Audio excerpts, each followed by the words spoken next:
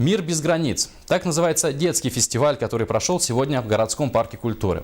Главными героями мероприятия стали дети, находящиеся в трудной жизненной ситуации. Они продемонстрировали свои творческие способности. На празднике побывал наш корреспондент Сергей Алексеев. Социальное и культурное воспитание детей, попавших в трудную жизненную ситуацию, занимает особое место в обществе.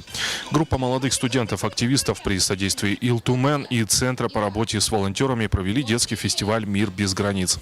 Главная цель мероприятия – развить гуманитарно-культурное образование у детей, попавших в трудную жизненную ситуацию.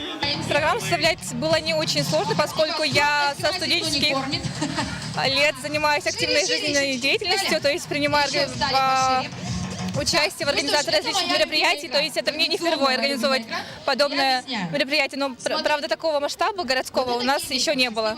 Сегодня под открытым небом парка культуры и отдыха дети участвовали в разных мероприятиях и конкурсах. Также специально для них организовали мастер-классы.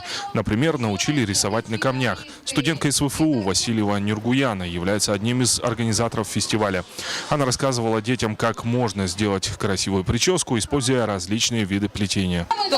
Моя сестра попросила меня принять участие в фестивале, и я не отказалась. Сказали, что мероприятие проведут мастер-классы. И вот я сегодня учу детишек, как плести волосы. Фестиваль – это не только культурные мероприятия, но и спортивные, что дало возможность ребятам зарядиться положительными эмоциями и открыть для себя новые знания. Мне особенно понравились сегодняшние игры.